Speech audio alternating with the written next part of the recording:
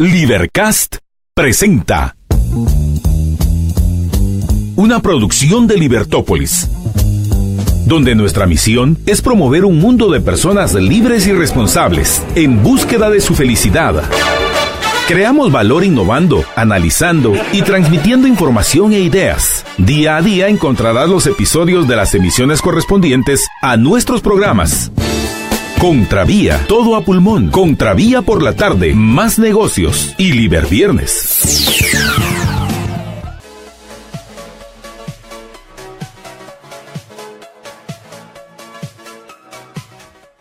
Muy buenas tardes, ya estamos con ustedes en Contravía PM, les habla María Dolores Arias y es un gusto saludarlos y es un gusto poder acompañarlos durante su trayecto. Quienes nos van escuchando por la 102.1 FM, bienvenidos, respire profundo y es un gusto poder escucharlos. Bueno, no escucharlos, sí, ¿por qué no? Porque a veces los leo y me encanta leerlos cuando los leo a través de nuestras aplicaciones, a través de nuestra página en Facebook. Recuerde que estamos transmitiendo por Facebook, también en YouTube, en nuestro canal Libertópolis, o cuando nos mandan mensajes al 4585-4280, y cuando nos mandan mensajes de voz, los escucho, claro que sí, los escucho cuando nos mandan mensajes de voz, así que siéntanse con toda la confianza de enviarnos sus mensajes, de enviarnos sus comentarios. Gracias a todos quienes nos van acompañando y respire profundo si usted va en el tráfico complicado en la ciudad. Y hoy vamos a hablar, como pensábamos sobre este programa cuando lo estábamos organizando, era respecto a, todos ofrecen maravillas, hay 20,000 ofrecimientos ahora con esta campaña electoral. La pregunta es, ¿quién está ofreciendo un gobierno abierto, un gobierno transparente? De eso vamos a estar platicando con nuestra invitada, quien ya se encuentra en los estudios de Congreso Transparente. Así que manden sus preguntas, manden sus comentarios, y con mucho gusto aquí las vamos a ir comentando. Y también comparta nuestra transmisión. Así que arranquemos con las principales noticias. ¿Cuáles son las principales noticias para hoy? Pues bueno, hay varias. Una de ellas que después de tantos años, le voy a dar el dato exacto porque vale la pena tener el dato exacto. Después les digo en este momento, y me refiero al coronel Juan Chiroy y otros militares implicados en este caso de Alaska, después de 6 años, 6 meses y 16 días. Y uno va a decir, pues qué exactitud y qué exagerado, pero le aseguro que si uno estuviera metido en esas cárceles, uno contaría hasta las horas, bueno, hasta los segundos. Obviamente no es que ya hayan salido, pero al menos ya se les ha dado esta medida sustitutiva y esta es una de las notas. El coronel Juan Chiroy, implicado en el operativo para disolver una protesta, esto en la cumbre de Alaska en el año 2012, en octubre del 2012, pues fue puesto en medida sustitutiva por la juez Claudette Domínguez, juez de mayor riesgo A, que otorgó esta medida sustitutiva, en la cual está beneficiado el coronel Juan Chiroy y también 8 militares más.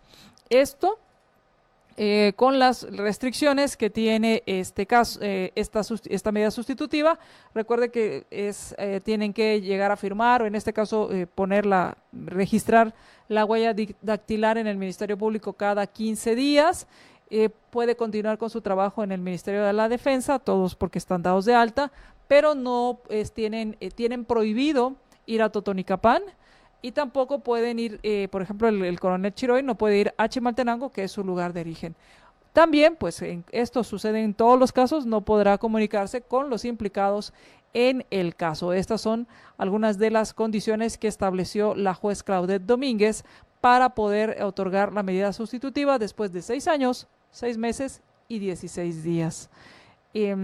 Esto recuerda, si usted no recuerda, este fue un caso en el cual en octubre del año 2012, cuando estaba pues el primer año del gobierno de Otto Pérez Molina, pues resulta, 12, 13, 14, 15, sí, cabal, el primer año del gobierno de Otto Pérez Molina, resulta que un grupo de protestantes, de manifestantes que se agrupaban en un colectivo llamado los 48 Cantones, pues este grupo salió a protestar porque se habían hecho cambios en la currícula para el magisterio que en lugar de ahora salir de la secundaria o de los básicos y convertirse en maestros después de un curso, sino que ahora se les pedía el bachillerato, se profesionalizaba la carrera de magisterio.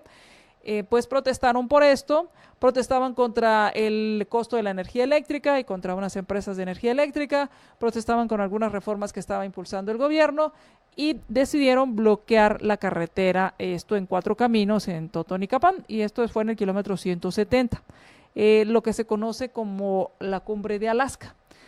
Bloquearon esto por más de varias horas, desde las 5 de la mañana lo bloquearon, no dejaban circular a nadie en esta protesta, y resulta que a raíz de esta protesta, pues obviamente con todas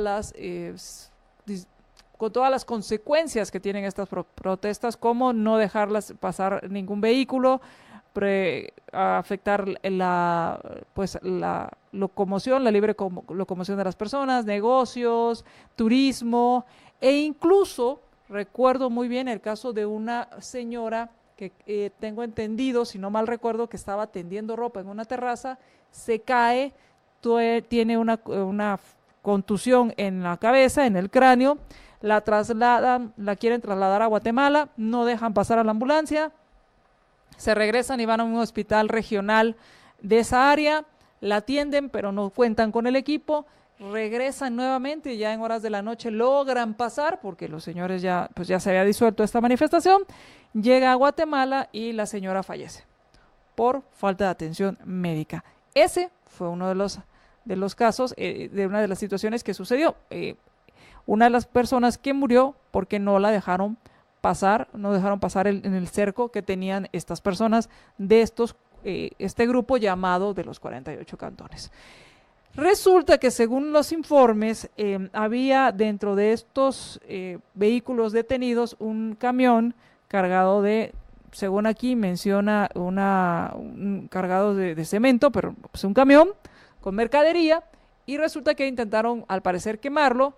Llega la PNC a tratar de disolver esta situación, no lo logran, mandan al ejército, en algún momento tiran gases lacrimógenos, y se repliegan, se alejan los policías y quedan en medio de los policías y la turba, pues el ejército, y tengo entendido también que hubo disparos de ambos lados, y dentro de estos disparos pues también los manifestantes estaban armados, y hay un intercambio al parecer de disparos y fallecen varias personas del lado de los protestantes. Como siempre suceden estas cosas,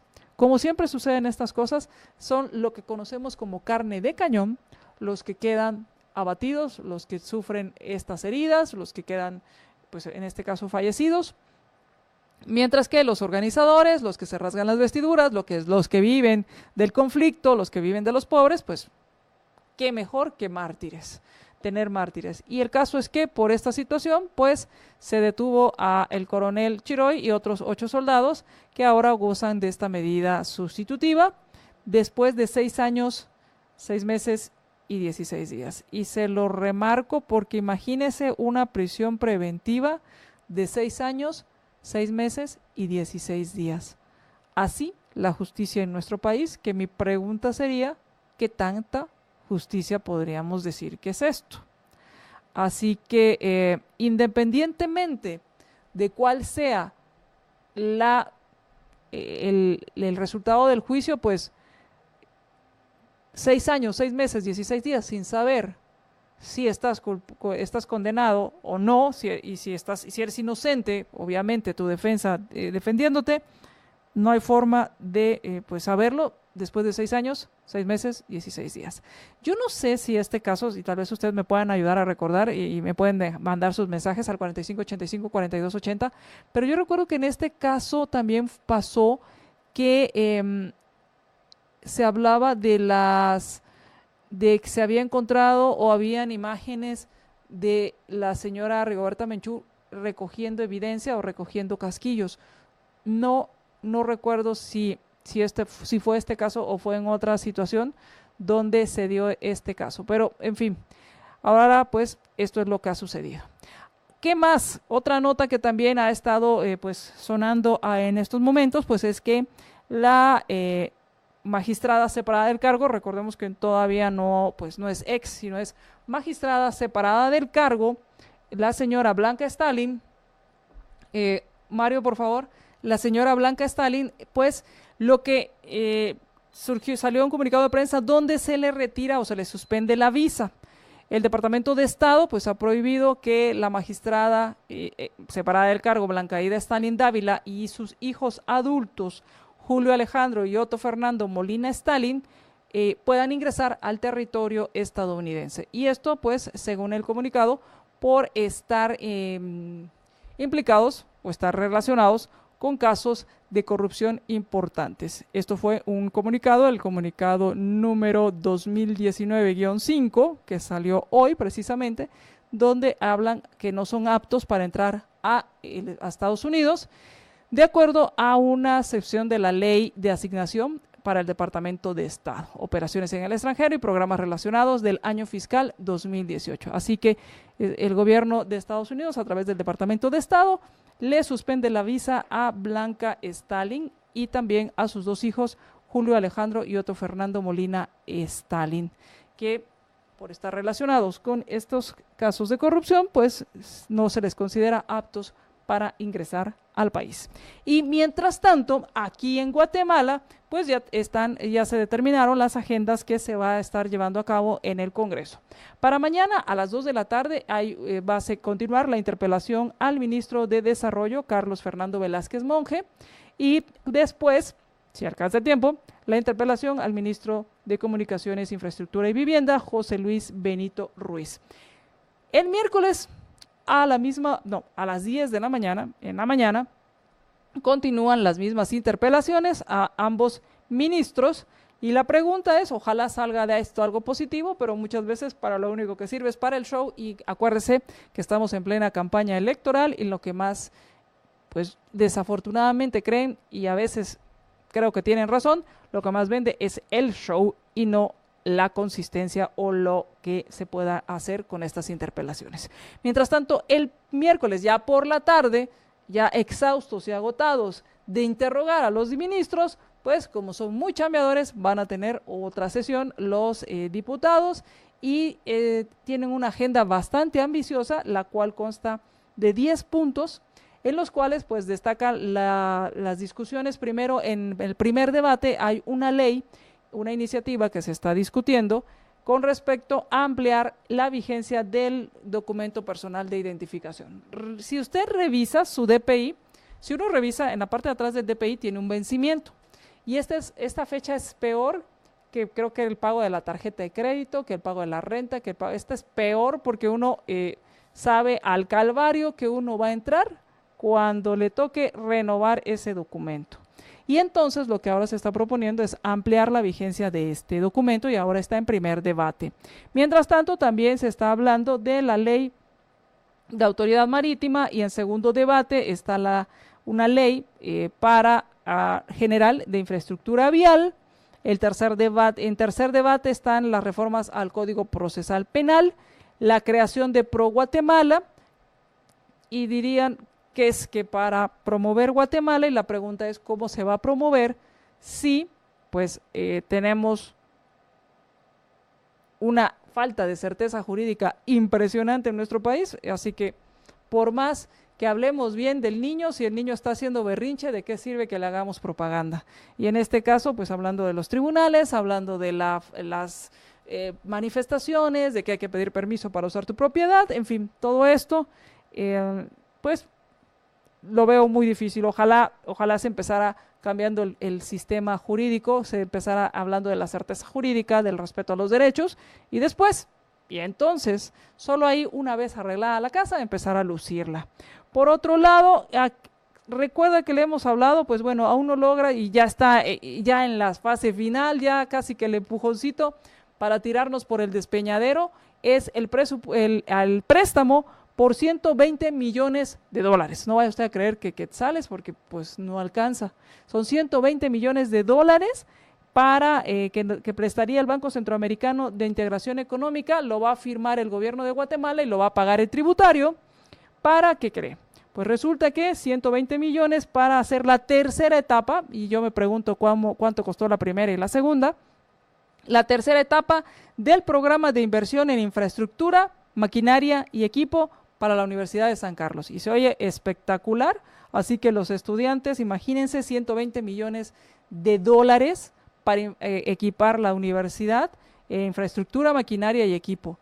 O sea, ¿qué le digo? Ni las mejores universidades del mundo, ni los institutos, ni el MIT va a tener lo que se va a lograr con estos 120 millones de dólares. ¿Sí? ¿Cómo no?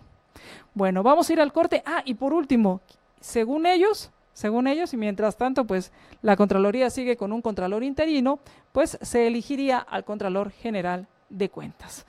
Vamos a ir al corte y cuando regresemos, hablemos acerca del gobierno abierto y en qué consiste y por qué debería ser parte de la agenda de los políticos. Regresamos. Estás escuchando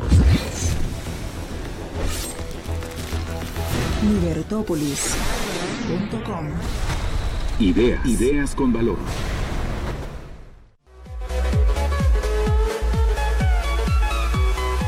Ya estamos con nuestra invitada Laura de León de Guatecambia. Muy buenas tardes, bienvenida Laura. Buenas tardes, gracias por la oportunidad del día de hoy. Al contrario, gracias por venir con nosotros y empecemos hablando acerca de gobierno abierto. ¿Qué es el gobierno abierto y en qué consiste?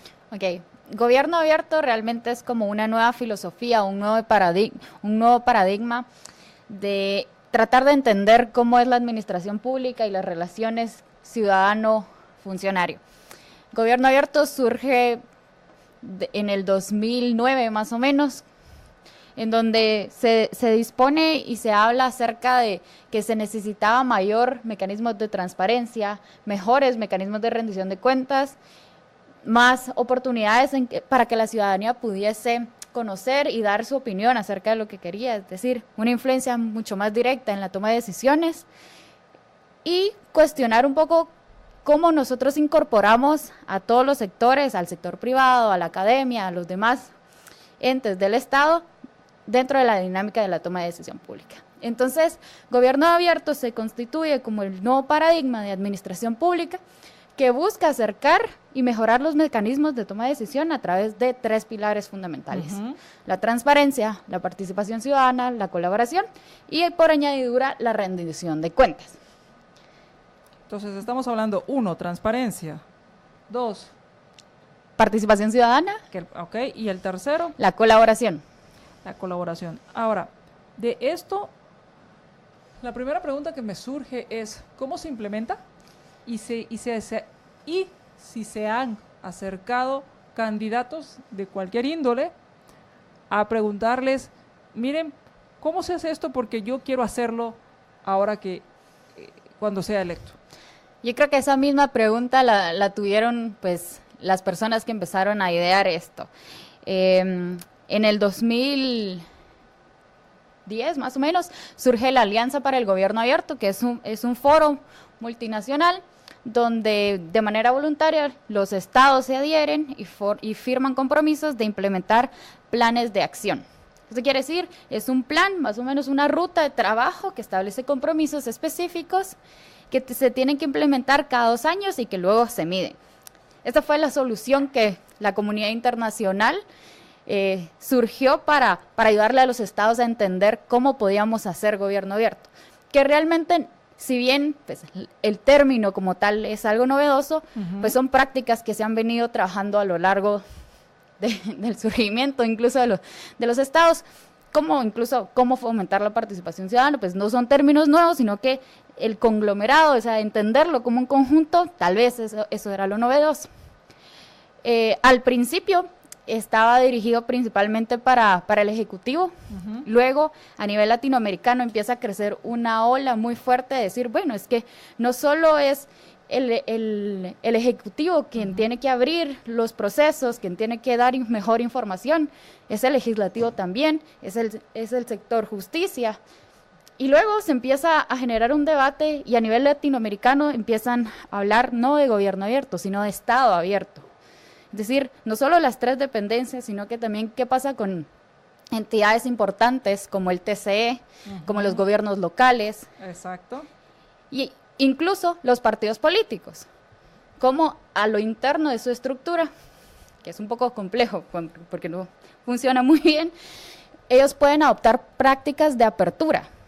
Es decir, algo tan simple como publicar todos sus candidatos una vez hayan pasado el proceso de inscripción, por ejemplo, o empezar a transparentar un poco más acerca de quiénes van a acercar, cuáles son los métodos que ellos van a hacer para recolectar esos insumos de su electorado, etcétera. Incluso, ¿qué mecanismos tenemos la ciudadanía para darle seguimiento a esas promesas electorales?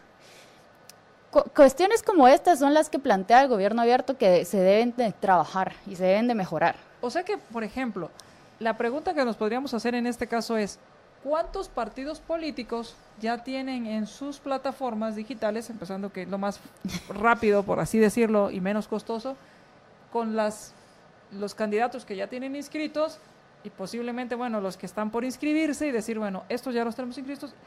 Y esto es una forma de hablar de transparencia. Sí, así es. De brindar primeros insumos súper básicos de qué como partido es lo que quieren. Pero luego también hay que mejorar esa calidad de información, digamos, cuál es el perfil de estos candidatos, para que la ciudadanía pueda hacer un ejercicio más crítico de toma de decisión y que no se pueda llegar solo por un listado gigante de nombres que probablemente no va a conocer más de la mitad. Es dar información clave para que podamos conocer cuál es el perfil de los candidatos, es conocer qué mecanismos ellos han planteado para recolectar insumos, qué es lo que está en su plan de gobierno o su plan, si es que tienen uno,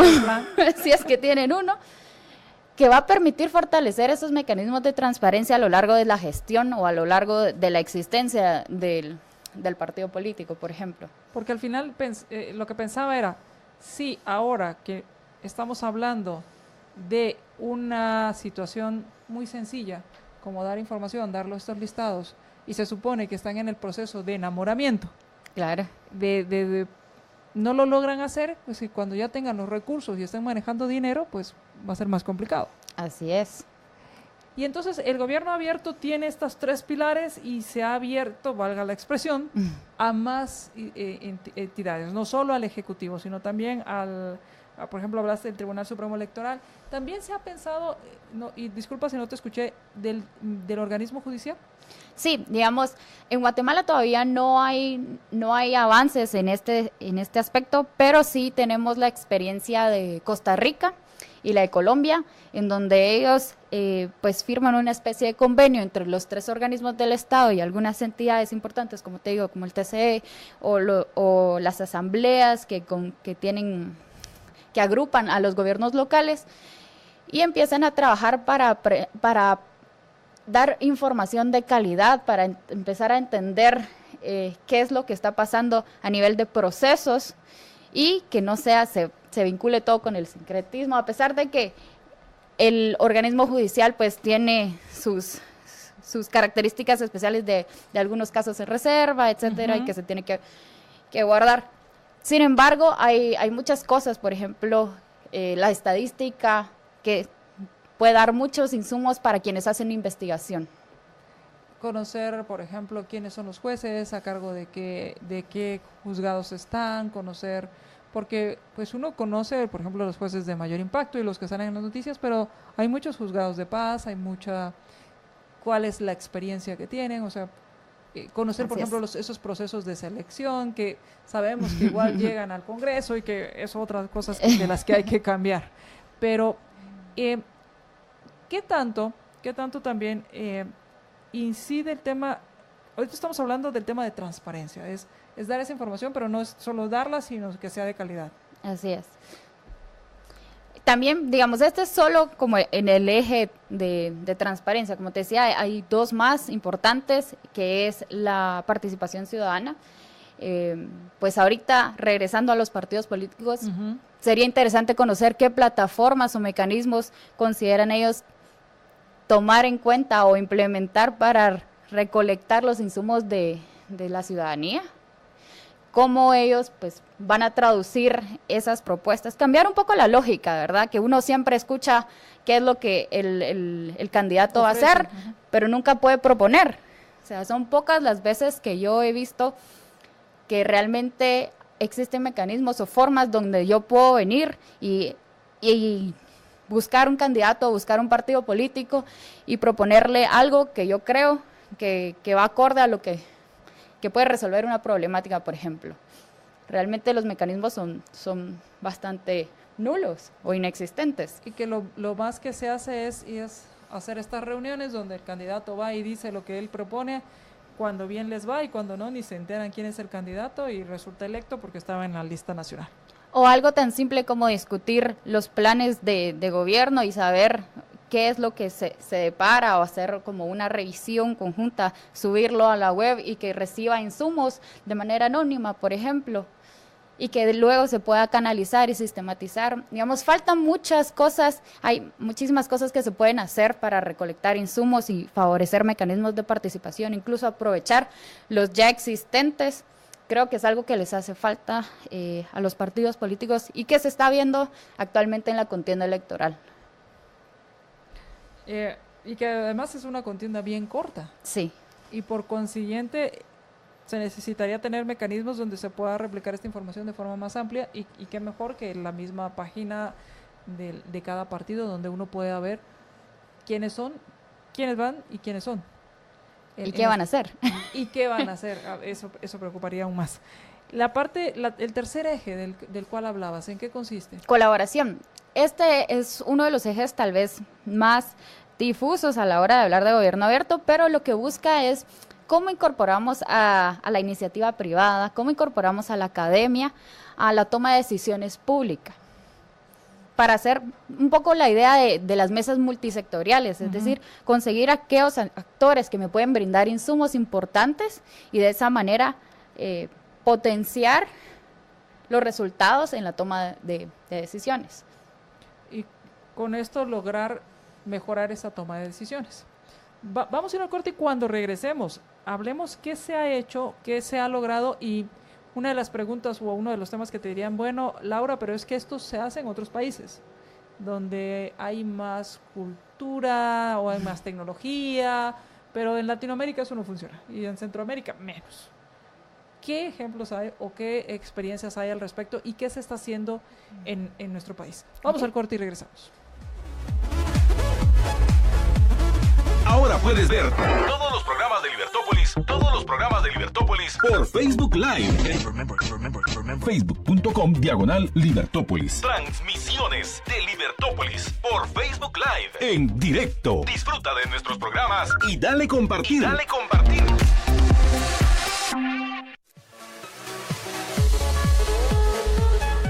Regresamos a Contravía PM, les habla María Dolores Arias, estamos platicando con Laura de León de Guatecambia. Gracias a Miguel Luna, desde ya compartido, muchas gracias Miguel, y espero que más compartan nuestra transmisión para que podamos también saber qué de lo que nos están ofreciendo, bueno, que empiecen con la transparencia y quieren hablar de transparencia, pues empiecen a publicar sus listas de diputados, empiezan a publicar sus candidatos ya inscritos, empiezan a publicar quiénes son, qué es lo que los hace merecedores de su voto. Así que no solo el repartir espejitos y lo demás, sino qué es lo que hace que sean merecedores de su voto y cuestione si no pueden generar esta información de forma transparente para que usted decida su voto, pregúntese si lo van a hacer a la hora que reciban su dinero a través de sus impuestos. Gracias a Miguel Luna, gracias a Carlos Roberto Lara, saludos en sintonía y por lo complejo que son los partidos y sus candidatos. Muchísimas gracias por tu comentario y también comparte nuestra transmisión. Pedro, saluditos y buen programa. Muchísimas gracias, Pedro Ángel, por tus mensajes. Gracias a quienes están compartiendo, gracias a Julio Campos, a Juan Carlos Hurtarte y también a Emanuel Barrientos y a muchos más que lo están compartiendo. Muchísimas gracias, sigan compartiendo nuestra transmisión. ¿Qué se está haciendo en Guatemala? ¿Desde cuándo está esta iniciativa en Guatemala? ¿Qué ha sucedido? ¿Y cuáles son algunos referentes, si es que hay en el mundo y en Latinoamérica? Ok, bueno, Guatemala firma la carta de adhesión para pertenecer a a la Alianza para el Gobierno Abierto en el 2011. A partir de ahí, pues Guatemala se compromete a realizar de manera participativa planes de acción, es decir, compromisos cada 2 años. Actualmente vamos por el 4º plan de acción y estos pues han tenido sus matices. Podría decir que el 3er plan de acción ha sido el más fuerte y favorecido, que ha logrado incorporar compromisos que involucran a gobiernos locales, es decir, empezar a traducir estos mismos principios, pero a nivel local, lo cual ha sido un reto, porque cuando hablamos de transparencia, las municipalidades definitivamente no son un referente. Pero sí, digamos, ¿cómo fortalecemos mecanismos de participación a nivel local, que tal vez es donde mayormente se ve esto de la toma de decisión? Porque ahí se discuten cosas tan básicas en el seno de los consejos de desarrollo, por ejemplo en el COMUDE, qué está pasando, qué obras, cómo va la ejecución presupuestaria, etcétera. En cambio aquí en la ciudad, pues en el plano general es un poco difícil que los ciudadanos atendamos a ese tipo de reuniones, o si es que se hace. Y bueno, entonces este es el 4º plan, contempla pues de todo un poco, desde la implementación de tecnología, fortalecer áreas, empezar a publicar en datos abiertos, que son como información en formatos que sean reutilizables, digamos, no tener el PDF, que es un scan de una foto, horrible, que no se puede leer, por ejemplo. Y que no se puede procesar la información. Y que no se puede procesar. Por ejemplo, recuerdo en alguna ocasión con el gobierno de los Torres Colom, que le pidieron la lista al ministro de Educación de unos beneficiarios de un programa social. No recuerdo el nombre del programa social, pero seguro era algo solidario. Y cuando se lo entrega al Congreso, le llevan cajas y cajas y cajas de papel. Nefasto, sí. Donde dices, ¿y esto para qué me sirve? Ni siquiera para escanear y después hacer reconocimiento de caracteres. Entonces lo que ustedes dicen es tener estos datos abiertos de tal forma que puedan ser reutilizables y poder hacer ese cruce de información y generar tablas y bases de datos. Así es. Incluso pues a nivel de presupuesto, a nivel de beneficiarios, a nivel de todo, realmente el modelo actual de cómo se gestiona la información es bastante retrógrado, digamos. También nos afecta que no tengamos una ley de archivos y no tenemos información histórica, o la información histórica está guardada en bodegas que no sabemos cuáles son las condiciones de almacenaje, por ejemplo. Debemos tratar todos estos temas que tienen que ver con el flujo y la gestión de la información. Eso es lo que se está tratando en estos planes de acción. A nivel latinoamericano, pues yo no sería tan pesimista, y yo diría que ha sido, dentro de la iniciativa a nivel global, bastantes gobiernos han sido referentes, y gobiernos, me atrevería a decir, gobiernos a nivel local o provincias, digamos. Puedo mencionar el caso de la provincia de Buenos Aires. Ellos tienen un laboratorio de innovación, es decir, que el gobierno tiene un espacio donde invita a gente de sociedad civil, invita a empresarios, invita a emprendedores, invita a gente experta a innovar para resolver los problemas públicos. Y de esa manera, pues, empezar a cambiar un poco la lógica de cómo se está haciendo la política. Y también, como les mencioné, el caso de Colombia. Pues tiene bastantes ejemplos de cómo la iniciativa privada, es decir, en un agremiado de farmacéuticas se unen con el Ministerio de Salud para proveer mejor información acerca de los precios de los medicamentos y cómo está esto en relación a las contrataciones del Estado.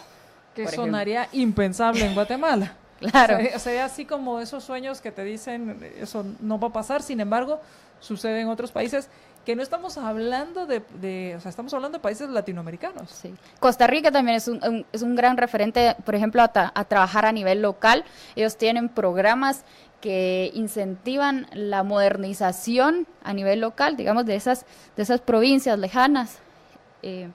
Cómo ellos pueden integrar tecnología básica para transformar datos, para favorecer el entendimiento de cosas tan básicas como el presupuesto.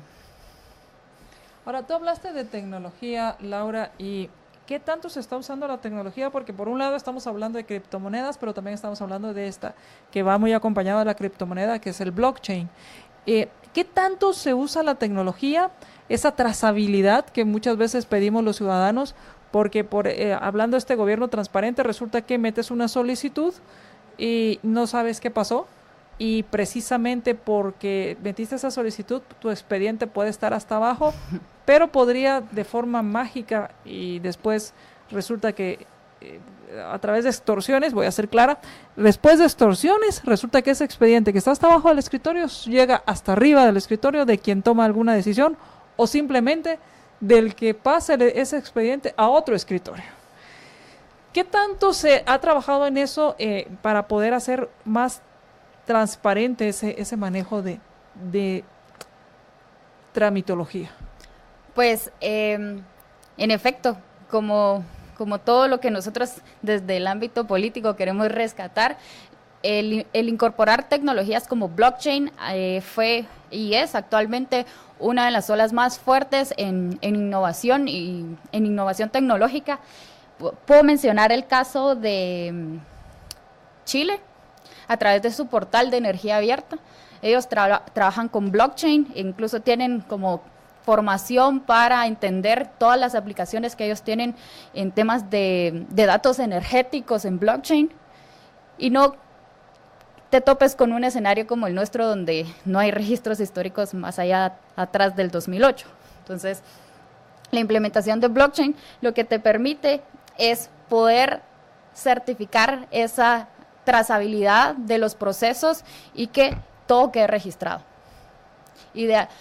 Pues ahorita todavía es como un poco, se está gestando todo este movimiento de la aplicación de blockchain al tema político, social, pero creo que tiene muchísimo potencial, solo habría que encontrar la manera de adaptarlo de la mejor manera. Y recuerdo que para la consulta popular había una iniciativa de unos chicos de que estaban en el TEC de poder rastrear las votaciones a través de un sistema de blockchain, pero lastimosamente el TCE, pues, no sé, supongo que por desconocimiento del tipo de tecnología, no quiso entrarle al proyecto y no se pudo realizar. Pero potencial hay muchísimo de este tipo de tecnologías. Creo que es hacia donde se encamina la mayoría de los gobiernos y la forma de hacer política. ¿Y tú crees que todo esto se va a ir encaminando? ¿Qué crees que es lo que impulsa que hayan estos gobiernos abiertos? Porque al final hay una carta de intención, el político firma, sale en la foto y está diciendo voy a ser transparente. Pero de eso a que funcione o a que se implementen, ¿qué crees que hace que se impulse en algunos lugares como las provincias que me hablaste, en gobiernos locales, y en otros no tanto? Uno, yo creo que es un poco de maduración de la clase política, entender que se tiene que innovar a través de equipos multidisciplinares. Eso da muchísimo. Si vemos cómo son los ¿cómo se dice? Los equipos de la mayoría de estos ejemplos que di, la mayoría tiene equipos muy grandes de gente que trabaja en tecnología, gente que trabaja en diseño y se especializa en design thinking, por ejemplo, el diseño de pensamiento para promover un poco más, ideas más novedosas. Y segundo, que hay una ciudadanía que demanda mucho. O sea, tener una ciudadanía informada es clave. Es clave para... Es clave. ¿Qué deberíamos informarnos los ciudadanos ahora que estamos hablando de estos temas de elecciones y que podemos por lo menos exigir? Yo creo que habría, bueno, como cosas básicas, habría que conocer cuáles son las candidaturas y hacia qué perfil. Creo que debemos de romper el miedo de acercarnos a los candidatos y poder preguntarles, porque al final de cuentas, pues ellos dependen de mi voto, poder preguntarles claro. Qué es lo que van a hacer, qué es lo que tienen planteado, Y en el momento que empiecen a divagar y que empiecen a decir cosas, hay que enderezar la plana y decirles, no, es que eso no es viable. Si ustedes escuchan las entrevistas que actualmente se han desarrollado, hay cosas impensables. Hay que, para mí, aprovechando las redes sociales, habría que, como ciudadanos, conocer y acercarse a los candidatos que pues, son del interés de uno. Actualmente, pues, aprovechando esto, existe, desde sociedad civil, existen algunos esfuerzos para pues, tratar de mejorar esta situación y que los votantes pues, puedan ejercer un voto más informado. Existen proyectos como Confirmado, que lo que busca es hacer fact-checking de los discursos de proclamación y todos los discursos que están haciendo los presidenciables. Ellos agarran los datos que dicen en los discursos y los verifican con fuentes. ¿Cómo se llama este?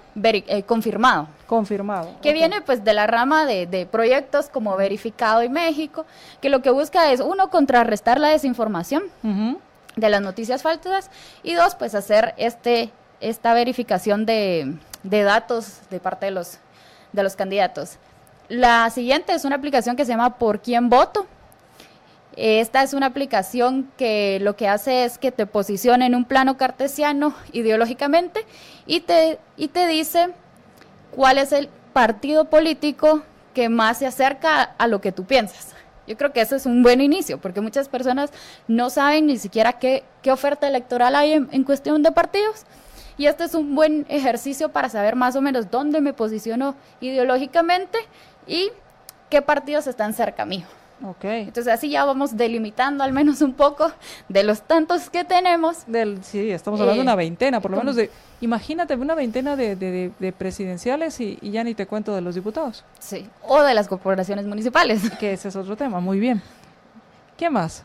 Luego está esta plataforma de 3 de 3, que busca que de manera voluntaria los candidatos, aquí sí pueden ser diputados, presidenciables o que aplican alcaldías, puedan presentar de manera voluntaria 3 declaraciones: la declaración fiscal, la declaración patrimonial y la declaración de intereses. Esto también ya nos da bastantes insumos para saber si tienen relación con contratistas del Estado o cuánta parte de su familia está involucrada en el gobierno. Y esto obviamente es de una forma voluntaria. Voluntaria. Y entonces aquí es donde voluntariamente los candidatos pueden entrar a este 3 de 3, poner su información e irla. Así es. Y aquí hablaríamos entonces ya de esa transparencia y el hacer con acciones, el ponerle acciones al ni corrupto ni ladrón y cualquier otro eslogan que les guste. Así es. Y finalmente, tal vez de las que más me gusta es Vota Inteligente.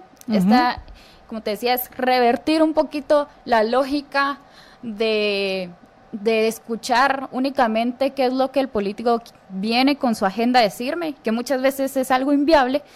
Y entonces uno se mete a la página votainteligente.gt y puede hacer propuestas de manera individual o de manera colectiva, las va votando y luego pues se hace un proceso en el que se le pide a los candidatos presidenciables que adopten algunas de las propuestas que están ahí. Al final de cuentas, pues se hace una recopilación de todas las propuestas y se le entregan a todos los candidatos para, dependiendo quién quede, pues pueda adoptar las propuestas que la ciudadanía está diciendo que considera que son necesarias. Estas son herramientas de diferentes organizaciones, de diferentes medios, que considero que son elementos que ayudan o acercan un poco a tener un voto más informado, que es algo básico. Ese voto informado. Y Laura, aprovechando que estás aquí y que has hablado de esto y que en Guatecambia, ¿cuál es la visión o cuál es lo que tú has percibido de parte de jóvenes de tu edad con respecto a estas elecciones? Bueno, yo creo que hay de todo un poco. Sin embargo, creo que hay bastante desinterés de parte de los jóvenes. Hay todavía, o sea, si tú ves las cifras de empadronamiento, sí, deja mucho que decir. No solo por la calidad de información que tienen los jóvenes del ejercicio de sus derechos, sino que también el rol del TCE, etcétera. Pero creo que hay grandes oportunidades para que empecemos a cambiar esto y acercar a los jóvenes a la política. Muchas veces, pues, yo lo escucho en mis círculos de amigos, ay, no, hombre, un mes antes ahí veo que por quién voto, o en el fin de feriado de las elecciones, y yo, ¿qué es eso? Ahí vemos qué ponemos en la papeleta. Pero es algo tan crucial y creo que hay que aprovechar esta inmediatez de las redes sociales para llegarles por ahí. Eso te iba a preguntar, porque al final los jóvenes se informan a través de las redes sociales y se desinforman también a través de todos estos medios, por eso me parece tan interesante el confirmado y por quién voto e ir obteniendo esta información. Y al final el tomar una decisión tomando en cuenta el sistema, que al final el sistema no ha cambiado y que el sistema al contrario se volvió más complicado para poder informarse, para poder tomar decisiones y que pues seguimos votando por listas, seguimos votando por un listado de diputados y que al final no representan realmente lo que uno quisiera que llegaran al Congreso. Claro.